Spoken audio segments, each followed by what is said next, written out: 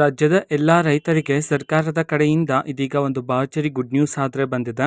ಹೌದು, ಬೆಳೆ ಹಾನಿ ಪರಿಹಾರವನ್ನು ಇದೀಗ ಬಿಡುಗಡೆ ಮಾಡಲಾಗಿದೆ ಅಂತ ಹೇಳಿ ಮಾಹಿತಿ ಆದರೆ ಬಂದಿದೆ. ಹಾಗಿದ್ರೆ ಬನ್ನಿ, ಬೆಳೆ ಹಾನಿ ಪರಿಹಾರವನ್ನು ಯಾವ ಯಾವ ಜಿಲ್ಲೆಗಳಿಗೆ ಬಿಡುಗಡೆ ಮಾಡಲಾಗ್ತದೆ, ಯಾವ ಭಾಗದ ಜಿಲ್ಲೆಗಳಿಗೆ ಬಿಡುಗಡೆ ಮಾಡಲಾಗ್ತದೆ, ಅದೇ ರೀತಿ ಪರಿಹಾರ ಸಹಾಯಧನವನ್ನು ಎಷ್ಟು ನೀಡಲಾಗ್ತದೆ, ಈ ಎಲ್ಲ ಮಾಹಿತಿಯನ್ನು ಸಂಪೂರ್ಣವಾಗಿ ನಾನು ನಿಮಗೆ ಈ ವಿಡಿಯೋದಲ್ಲಿ ತಿಳಿಸ್ಕೊಡ್ತಿದ್ದೀನಿ. ವಿಡಿಯೋವನ್ನು ಸ್ಟಾರ್ಟ್ ಮಾಡ್ತೀನಿ.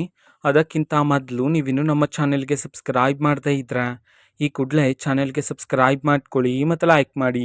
ಬನ್ನಿ, ಈಗ ನಾವು ಮಾಹಿತಿಯನ್ನು ತಿಳ್ಕೊತಾ ಹೋಗೋಣ.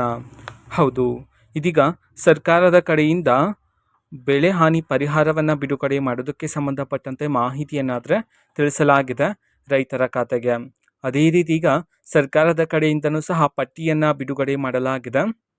ಬರಪೀಡಿತ ಜಿಲ್ಲೆಗಳ ಪಟ್ಟಿಯನ್ನು ಸಹ ಬಿಡುಗಡೆ ಮಾಡಿದ್ದು, ಇದೇ ನಿಟ್ಟಿನಲ್ಲಿ ಉತ್ತರ ಒಳನಾಡಿನ ಭಾಗಗಳತ್ತ ಸುಮಾರು ಭಾಗಗಳಲ್ಲಿ ಇದೀಗ ಬರಗಾಲ ಬರುವ ಕಾರಣದಿಂದಾಗಿ ಸರ್ಕಾರದ ಕಡೆಯಿಂದ ಮುನ್ನೆಚ್ಚರಿಕೆಯನ್ನು ಸಹ ನೀಡಿರ್ತಕ್ಕಂಥದ್ದು ಈ ಪ್ರಮುಖ ಭಾಗದ ಜಿಲ್ಲೆಗಳಿಗೆ. ಅದೇ ರೀತಿ ಇದೀಗ ಬೆಳೆ ಹಾನಿ ಪರಿಹಾರವನ್ನು ಸರಿಸುಮಾರಾಗಿ 12,000ದಿಂದ 14,400 ರೂಪಾಯಿಯಷ್ಟು ಬಿಡುಗಡೆ ಮಾಡಲಾಗ್ತಿದೆ ರೈತರ ಖಾತೆಗೆ ಅಂತ ಹೇಳಿ ಪ್ರಮುಖವಾಗಿ ಮಾಹಿತಿಯನ್ನು ತಿಳಿಸಲಾಗಿದೆ. ಮೊದಲ ಈ 10 ಅಥವಾ 8 ಜಿಲ್ಲೆಗಳಿಗೆ.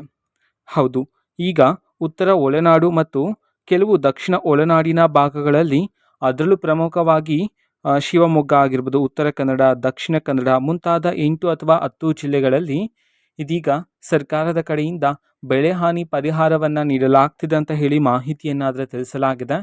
ರೈತರೇ, ನಿಮ್ಮ ಖಾತೆಗೆ ಬೆಳೆ ಹಾನಿ ಪರಿಹಾರ ಬರಬೇಕಂತಂದ್ರೆ ನಿಮ್ಮ ಖಾತೆಯ KYC ಅನ್ನೋದು ಮುಕ್ತಾಯ ಆಗಿರಬೇಕಾಗಿರುತ್ತೆ. ಇದು ಪ್ರಮುಖವಾಗಿರತಕ್ಕಂತಹ ಮಾಹಿತಿಯಾಗಿರುತ್ತೆ.